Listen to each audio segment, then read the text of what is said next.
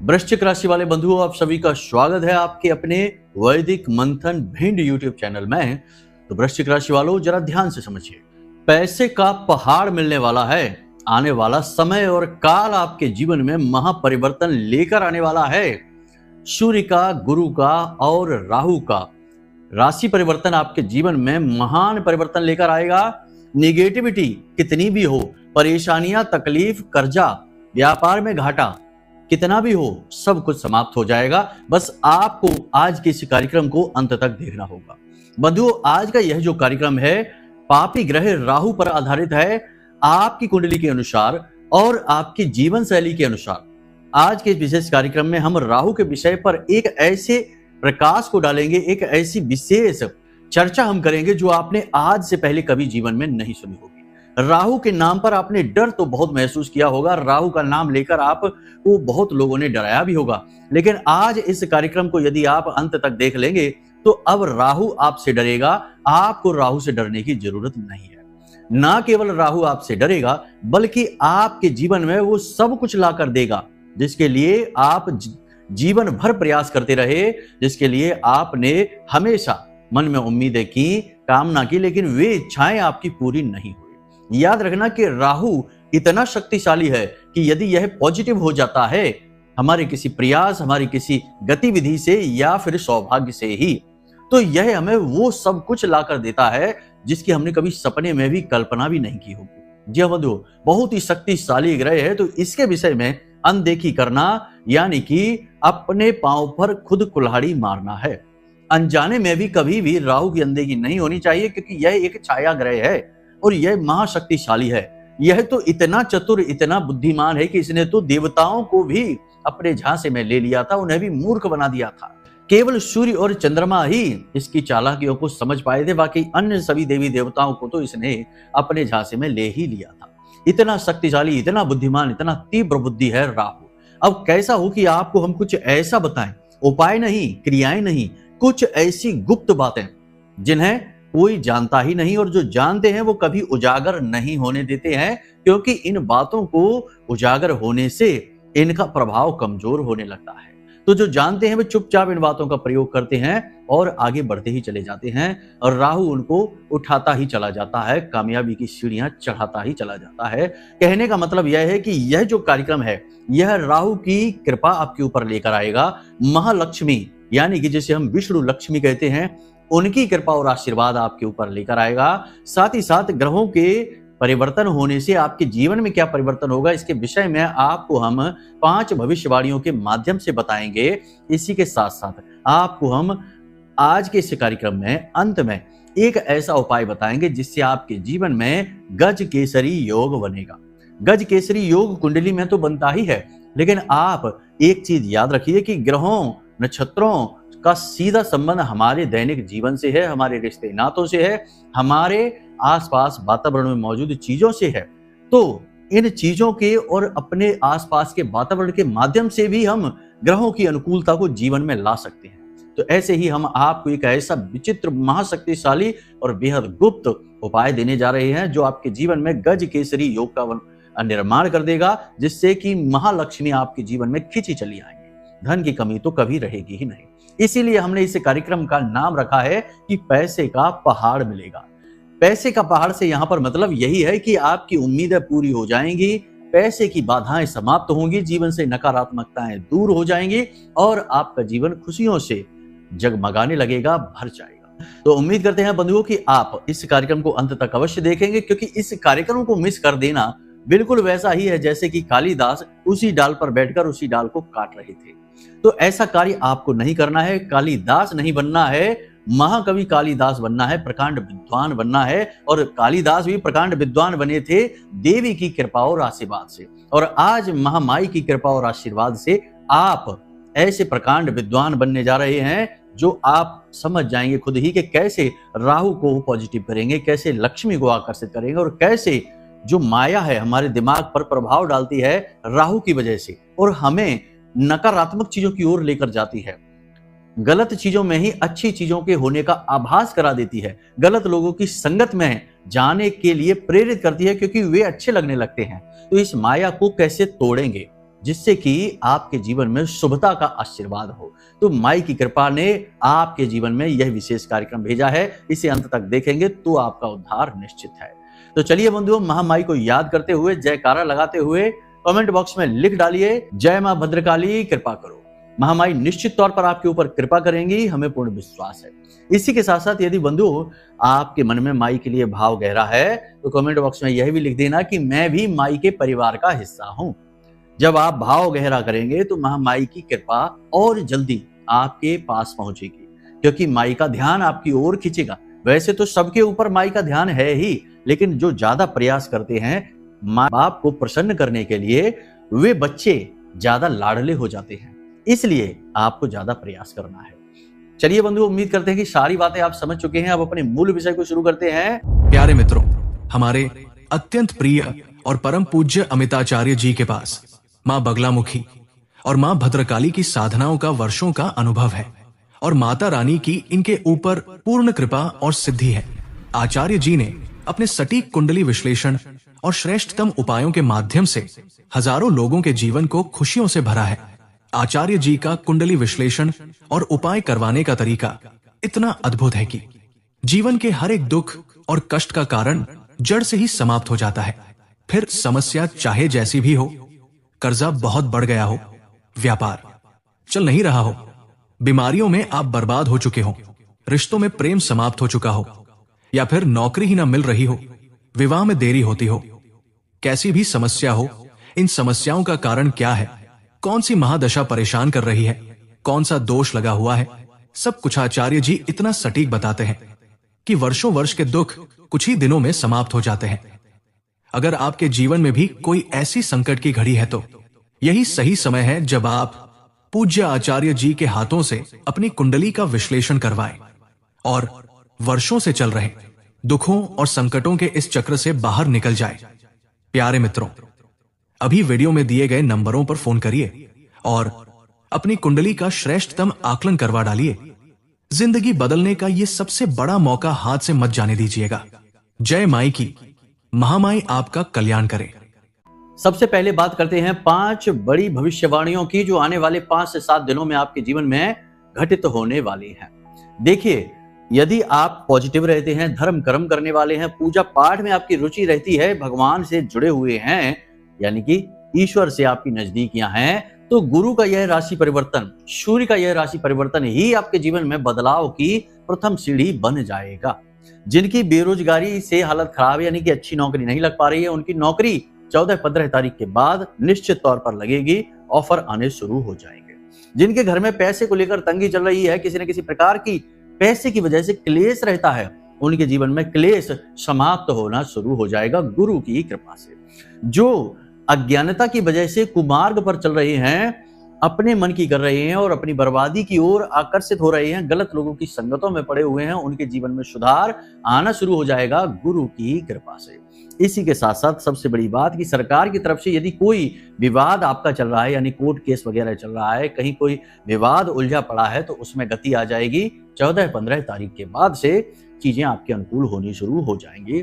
Property का कोई फैसला है, कोई विवाद है, कोई हिस्सा बंटवारे की बात चल रही है, कहीं पर कोई ऐसी चीज है जो किसी के साथ विवाद में उलझी हुई है, तो उसमें गति आ जाएगी, पॉजिटिव एनर्जी आ जाएगी।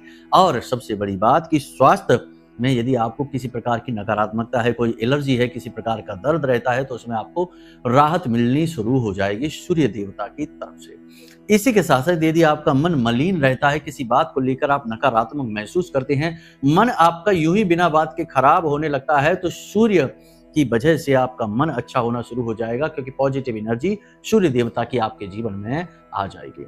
बहुत अच्छी अच्छी घटनाएं आपके जीवन में होने लगेंगी, लेकिन याद रखना कि कुछ बातों का आपको विशेष ध्यान रखना होगा कि आपको किसी के साथ एकांत में किसी पार्टी वगैरह के नाम से या किसी भी विषय, किसी भी वस्तु के नाम से नहीं जाना है। कहने का मतलब यह है कि चोट और घात होने का पूरा यहाँ पर अवसर मौका बन रहा है, क्योंकि पिशाच योग अभी भी बना हुआ है।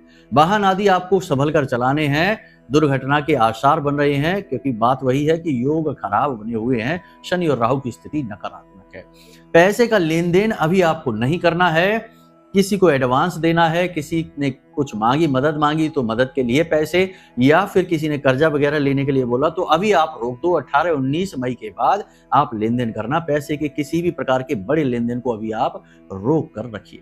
इसी के साथ साथ किसी प्रकार की कोई बड़ी डील, व्यापार से जुड़ी डील या फिर प्रॉपर्टी वगैरह की खरीद फरोख्त तो आपको अभी नहीं करनी है 18-19 मई से पहले।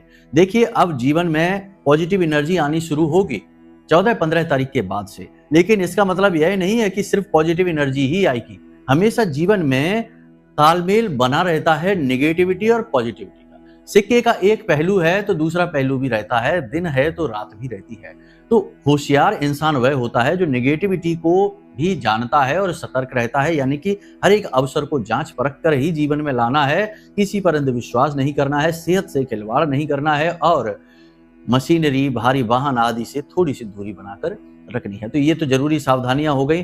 कोई महंगी चीज, मोबाइल वगैरह है, उसे संभाल कर रखें। अभी खोने के, टूटने के, खराब होने के अवसर है। इलेक्ट्रॉनिक सामान वगैरह, कोई कीमती सामान वगैरह खो सकता है, खराब हो सकता है, टूट सकता है, तो इसके भी अवसर बन रहे हैं, तो सावधान रहना है। ठीक है, अब यहाँ तक आपने समझ लिया, ये भविष्यवाणियां हो गई हैं। इनमें 70 से 80% भविष्यवाणियां तो आपके जीवन में जरूर मैच करेंगी ही। जो नहीं मैच करेंगी, समझ लेना वो किसी अन्य भाई बंधु के लिए है, क्योंकि एक ही राशि के बहुत सारे लोग होते हैं, तो सब पर एक ही भविष्यवाणी फिट हो जाए ऐसा तो संभव नहीं। कि लोगों की जो भविष्यवाणी है ये तो चंद्र राशि पर आधारित है और जनरल प्रेडिक्शन है, सामान्य तौर पर है। यदि आपको विशेष तौर पर अपने बारे में जानना है कि आपके जीवन में क्या चल रहा है, आपके ग्रह नक्षत्र क्या कह रहे हैं, कब आपका शुभ समय आएगा, कब अशुभ समय आएगा, या किसी अन्य विशेष विषय के बारे में जानना चाहते हैं, तो आप अपनी कुंडली दिखवाएं। आपकी कुंडली में ज्यादा बेहतर तरीके से चीजें हम आपको बता पाएंगे और जो व्याधियां, समस्या, परेशानियां हैं, उनके समाधान और सटीक उपाय आपको दे पाएंगे, जिनसे आपके जीवन में परेशानियों का अंत होगा। तो यहां तक आपने सारी बात समझ ली। अब आपको बताते हैं राहु के विषय में कुछ ऐसी बातें जो कोई जानता नहीं, और जानते भी हैं तो वो किसी को बताते नहीं। देखो, ध्यान से समझिए कि राहु से सब डरते हैं। राहु का नाम आ जाए, कोई कहता है कि राहु का काल चल रहा है, दिन में राहु का काल होता है। हम ही कहते हैं कि एक समय 1.5 घंटे का दिन में राहु काल का समय होता है। कोई भी जरूरी काम ऐसे में ना करें, नया काम ना करें। इसी प्रकार किसी की कुंडली में राहु की महादशा चल रही है, किसी के अच्छे भाव में राहु बैठे हुए, जैसे भाग्य स्थान में राहु बैठ गए, सप्तम में राहु बैठ गए, तो ये थोड़ी नेगेटिव, जैसे कि दशम में राहु बैठ गए, लग्न में ही राहु बैठ गए, तो ये स्थितियां थोड़ी नकारात्मक सी बनाते हैं। याद रखना कि राहु एक छाया है और छाया प्रकाश का विपरीत होता है। ठीक है, अब बारीक बातें हैं, ध्यान से समझिए। प्रकाश ज्ञान का होता है और अंधकार अज्ञानता का होता है। तो जो लोग अज्ञानी होते हैं, जो लोग बुद्धिमानी से काम नहीं लेते हैं, जो लोग जानबूझकर ज्ञान का उपयोग नहीं करते हैं, कुतर्की होते हैं, शक्की और बहमी होते हैं, ऐसे लोगों का बंटाढार कर देता है राहु, यानी कि इन्हें बर्बाद कर देता है। और जो लोग ज्ञानवान होते हैं, धार्मिक प्रवृत्ति के होते हैं, जो लोग हमेशा दूसरों के हित के लिए कार्य करते हैं, यानी कि किसी को सलाह देंगे तो अच्छी ही सलाह देंगे, जलन द्वेष का भाव नहीं रखेंगे, किसी के आगे बढ़ने में उन्हें परेशानी नहीं होगी, चिंता नहीं होगी और जलन नहीं होगी, तो ऐसे लोगों को राहु से डरने की जरूरत नहीं है। आप ध्यान से सुनिए कि यदि राहु को आपको पॉजिटिव करना है अपने लिए, और राहु के लिए आप चाहते हैं कि जिंदगी में कभी राहु आपको नुकसान ना पहुंचाए, कोई भी गलत, अनिष्ट, अनर्थ आपके जीवन में ना हो, चाहे राहु की महादशा आपके ऊपर चल रही हो या अंतरदशा चल रही हो, या फिर राहु किसी गलत भाव में बैठे हो, तब भी राहु आपके लिए पॉजिटिव रहे। तो इसके लिए 3-4 बातें जानना आपके लिए बेहद आवश्यक है। सबसे पहली यह चीज कि राहु की देवी जो है ना, आराध्य देवी है, वो सरस्वती है। ठीक है, तो सरस्वती माता से प्रेम जो करेगा वह राहु का प्रिय रहेगा, यानी राहु उसका कुछ भी बिगाड़ेगा नहीं, क्योंकि जिसकी पूजा राहु करता है उसी की पूजा यदि आप करेंगे तो भला आपका नुकसान राहु कैसे कर सकता है। उसकी आराध्य देवी की आप पूजा कर रहे हैं, तो पहली चीज ये हो गई। दूसरी चीज यहां पर यह है कि आप ज्ञान को अपने जीवन में लेकर आइए। अब ज्ञान कैसे आएगा? वैसे तो ज्ञान होता ही है, तमाम चीजें हैं, दुनियादारी का ज्ञान है, ये भी ज्ञान है ही, लेकिन ये जो दुनियादारी का भौतिक ज्ञान है, यह ज्ञान नहीं है, यह केवल हमारे जीवन को चलाने के लिए एक इंफॉर्मेशन है, सूचनाएं हैं, जिनके माध्यम से हम काम करते हैं। जैसे कार कैसे चलानी है, यह भी एक सूचना है जो हमारे दिमाग में फीड है, उसी के अनुसार कार चलाते हैं। रेड लाइट हो जाएगी तो हम रुक जाएंगे, ग्रीन हो जाएगी तो हम चले जाएंगे। ये सूचनाएं हैं जिनके आधार पर हम कार्य करते हैं। कह सकते हैं कि ये डाटा है जो हमारे दिमाग में फीड कर दिया गया है और उसी डाटा के आधार पर हम अपने जीवन को जीते हैं।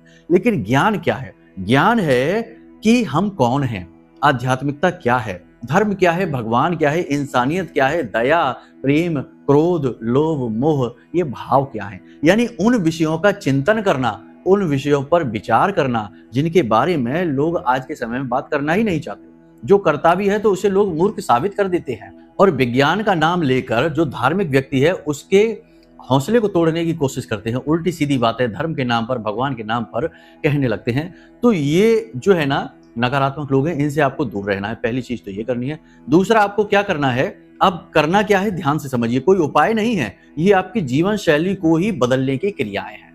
तो आपको क्या करना है ध्यान से सुनिए। सुबह सुबह जब आप सोकर जागें, ठीक है, स्नान आदि कर लें, जो कि आप करेंगे ही। पूजा पाठ जो भी आप करते हैं वो करें, सूर्य देवता को जल समर्पित करें। उसके बाद कम से कम 11 बार, जी हाँ, कम से कम 11 बार एक श्लोक है जो माता सरस्वती को समर्पित है, इस श्लोक का वाचन करें। अब देखिए, जब हम श्लोक का वाचन करते हैं तो श्लोक संस्कृत में होते हैं और संस्कृत को देववाणी कहा गया है। याद रखना कि संस्कृत में जो शब्द हैं वे शब्द और साउंड यानी कि ध्वनि का मेल होते हैं, इसलिए इनमें उच्चारण इस प्रकार के होते हैं जैसे कि कोई ध्वनि निकल रही है। तो जब आप श्लोक का वाचन करेंगे और माता सरस्वती का वाचन करेंगे श्लोक का, तो राहु आपसे प्रेम करने लगेगा। आपको उससे डरने की जरूरत नहीं है, फिर वह आपका अहित करने से डरेगा।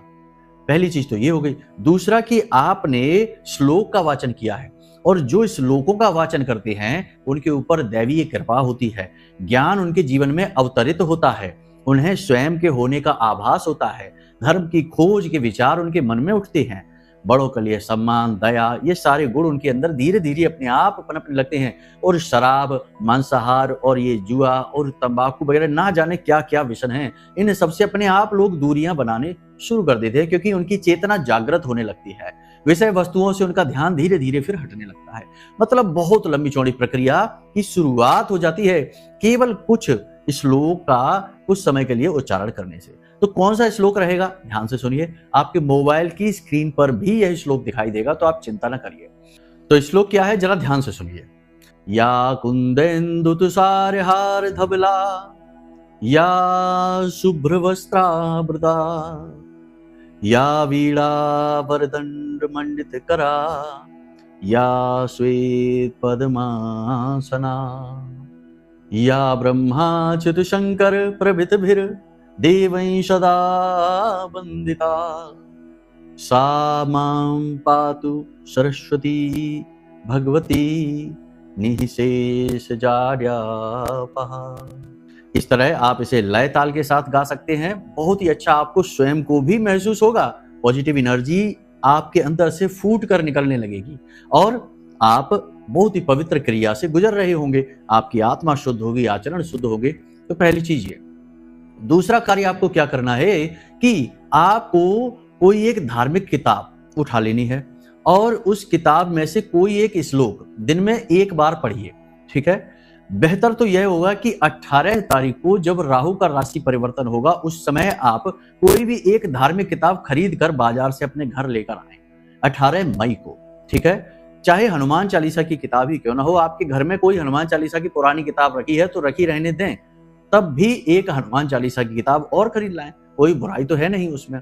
तो उस हनुमान चालीसा की किताब को लेकर आइए और उसमें से कोई भी एक चौपाई है उसे पढ़ना शुरू कर दीजिए। पूरा चालीसा ही पढ़िए, रोज पढ़िए, बहुत ही अच्छी बात होगी। जहां धार्मिकता का आगमन होगा, किताबों का आगमन होगा, वहां राहु कभी नकारात्मक हो ही नहीं सकता, क्योंकि धार्मिक किताबें मतलब कि गुरु और माता सरस्वती। तो जब देव गुरु बृहस्पति और माता सरस्वती का प्रकाश आपके जीवन में फैलना प्रारंभ होगा तो छाया कहां से बचेगी? छाया तो चली ही जाएगी। इसी के साथ साथ आपके घर में जो नैऋत्य कोण होता है, जैसे कि आपके घर की पश्चिम दिशा और दक्षिण दिशा के ठीक बीचों बीच जो कोना बनता है वह माता लक्ष्मी का कोना भी है और उसी कोने में राहु का भी वास माना जाता है। तो नैऋत्य कोण में कभी भी अंधकार नहीं होना चाहिए।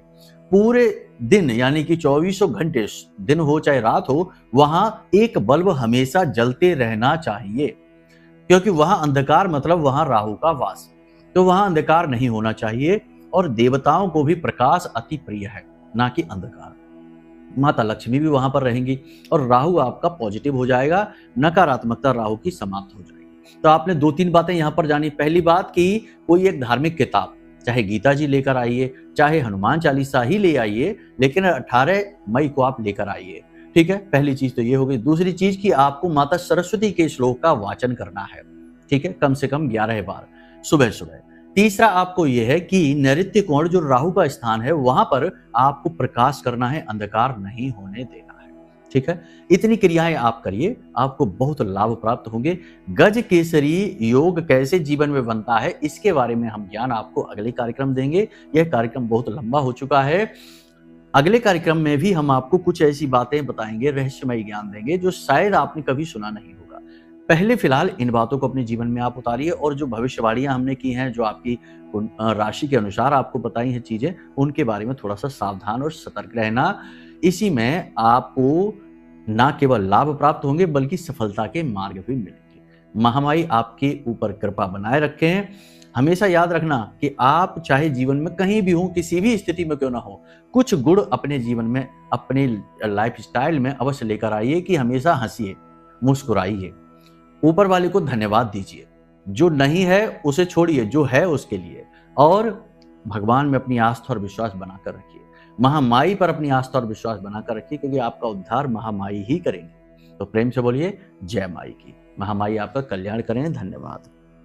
हमारे प्रिय और परम पूज्य आचार्य जी ने अपनी साधनाओं के अनुभवों पर आधारित शक्तिशाली उपाय और क्रियाओं के माध्यम से हजारों लोगों के जीवन को पूरी तरह से बदला है।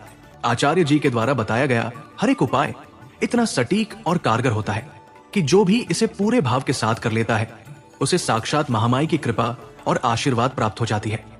इसलिए निसंकोच इन उपायों को पूरे भाव के साथ करिए, आपका कल्याण होगा। जय माई की।